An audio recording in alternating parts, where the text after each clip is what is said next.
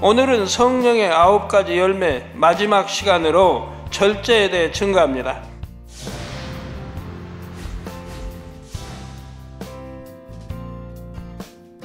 절제는 다른 성령의 열매들에 비해 그 특성이 두드러지게 나타나지는 않지만 매우 중요한 열매입니다.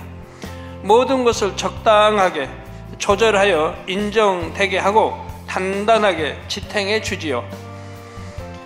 절제의 열매가 있어야 모든 열매들이 온전해지기에 이것을 가장 마지막에 언급하신 것입니다. 사전에 보면 절제란 정도에 넘지 않도록 알맞게 조절하여 제한함이라고 했습니다. 세상에서도 절제하지 못하는 사람은 자기 삶을 어지럽게 만들고 큰 어려움까지 자초하는 것을 봅니다. 그런데 세상 사람들에게만 아니라 하나님의 자녀들에게도 절제는 매우 중요합니다. 가장 기본적으로 죄를 버리기 위해서도 절제가 반드시 필요하지요. 그런데 성령의 열매에 나오는 절제의 열매는 단순히 죄를 범하지 않고 절제하는 힘을 의미하는 것은 아닙니다. 성령의 열매에 나오는 절제는 다른 성령의 열매들이 온전해지도록 조절하는 역할을 하지요. 그러면 지금부터 절제의 열매가 구체적으로 어떻게 나타나는지 살펴보도록 하지요. 절제의 열매가 맺히면 첫째, 항상 질서를 쫓아 행합니다.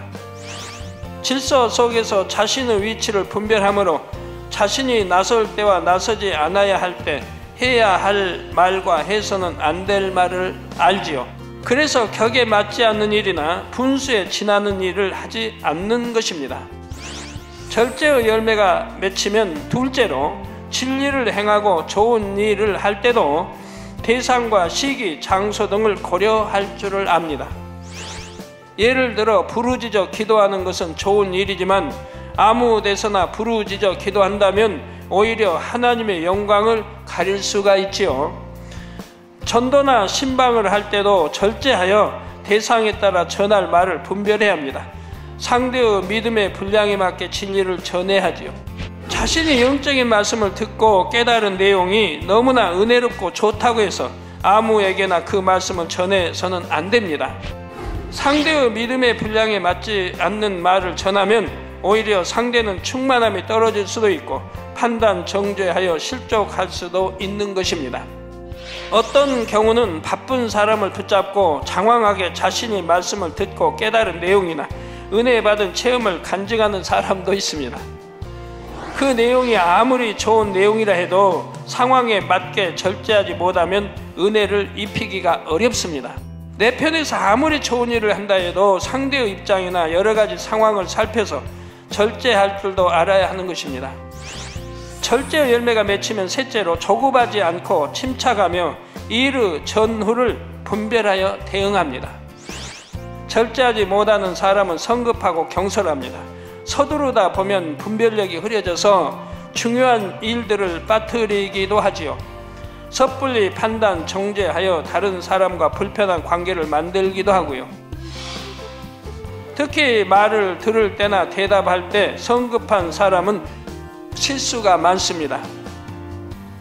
조급하게 내용을 끊지 말고 끝까지 들어서 상대의 말을 잘 파악해야 성급한 오해나 판단, 정죄가 없습니다. 더 나아가 그 말을 하는 상대의 의도까지 분별하여 대응할 수가 있죠. 끝까지 좀 잘 들어야 돼요. 상대가 지금 무슨 말을 왜 하는지, 저 말을 왜 하는지 끝까지 잘 들어야 상대의 마음 의중을 파악해서 거기에 대응에 대답을 할 수가 있는데 그러지 않으면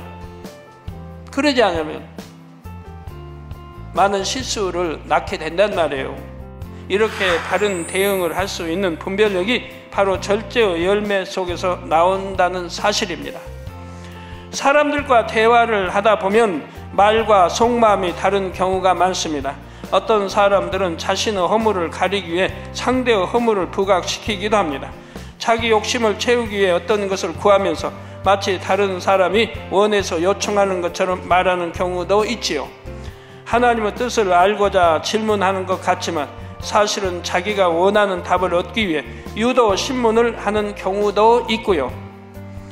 그런데 이런 사람들과 차분히 대화해 보면 결국은 그 속마음이 드러나는 것을 봅니다. 절제의 열매가 맺힌 사람은 상대의 말을 듣고 쉽게 요동하지를 않습니다. 차분하게 상대의 말을 들을 수 있고 성령의 역사 속에 진실을 분별할 수가 있지요. 이렇게 절제하고 분별하여 답변한다면 잘못된 판단으로 인한 실수가 많이 줄어듭니다. 줄어들다 보면 또 계속 줄어들다 보면 결국은 다 없어질 수 있는 거지요. 그러면 이처럼 중요한 절제의 열매를 맺으려면 어떻게 해야 할까요? 먼저 변개함 없는 마음을 이루어야 합니다. 거짓이 없고 간사함이 없는 마음, 진실한 마음을 이루면 되지요. 물론 이런 마음을 하루아침에 이룰 수 있는 것은 아닙니다. 일단은 작은 일 하나에서부터 자신의 마음을 지키는 훈련을 해 나가야 합니다. 한 번 마음을 정했다면 자기 유익을 쫓아 변개하지 말고 지켜 나가야 합니다. 이런 노력이 쌓이면 결국 정한 마음이 되고 절제의 능력도 생기지요. 다음으로 범사에 자신이 앞서지 말고 성령의 소욕에 귀 기울이는 훈련을 해야 합니다. 당장 내가 보기에 급한 것, 내가 보기에 좋은 것, 이런 것보다 먼저 성령의 음성을 들으려고 노력해 나가야 하지요. 그래서 들은 성령의 음성과 주관대로 순종해서 행해야 하는 것이고요. 그래서 그대로 행할 때 늘 질서 가운데 조화롭게 행할 수가 있죠.